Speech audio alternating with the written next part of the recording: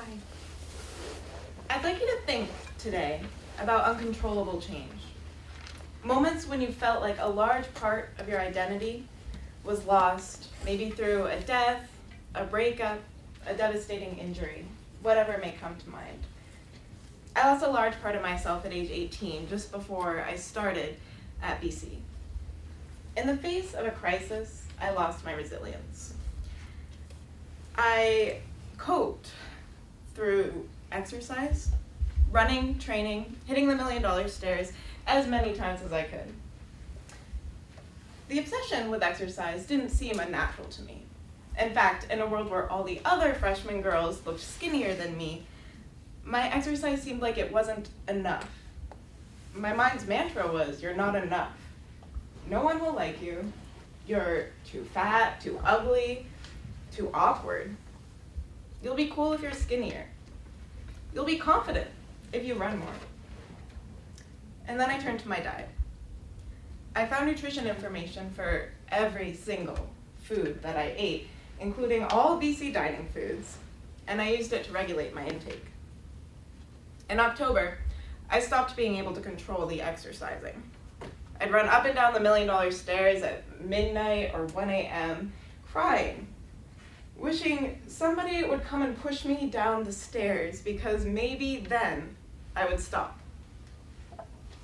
In November, my low grades started to reflect that I spent all of my classes analyzing the few calories I'd ingested in the previous hour. In December, I started training for a marathon. In January, I started setting daily calorie goals. Under 1,500 was a given, under 1,000 was respectable, and under 800 was ideal. Keep in mind I was training for a marathon, so I was running an average of 8 to 10 miles a day.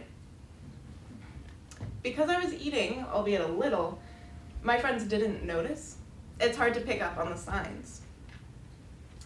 I tell you this not to depress you, but because anorexia is the #1 cause of death from mental illness. My anorexia was discovered in April because I went to the doctor about a bruised toe, and while there, the nurse noticed that my heartbeat was only 26 beats per minute. Normal for a fit human is 55 to 60 beats per minute. Comas and death tend to occur around 25.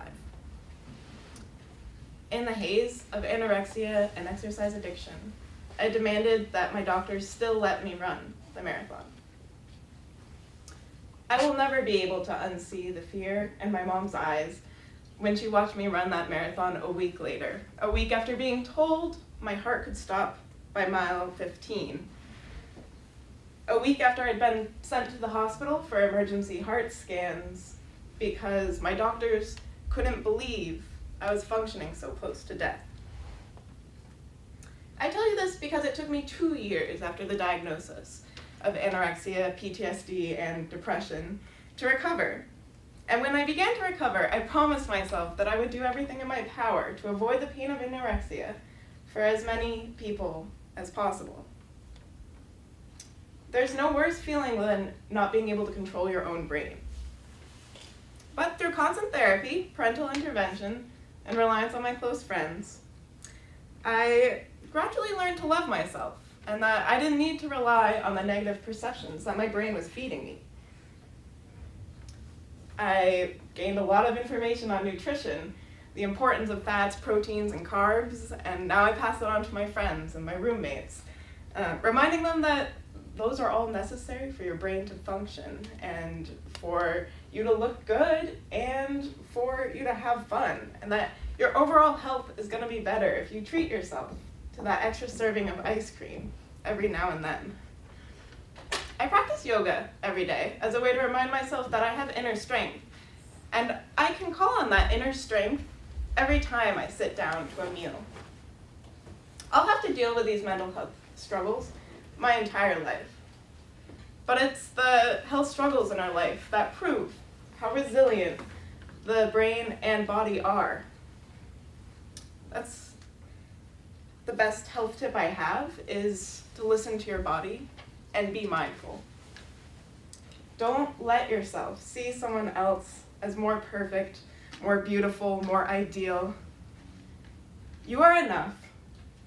And those words can save you if you let yourself believe them.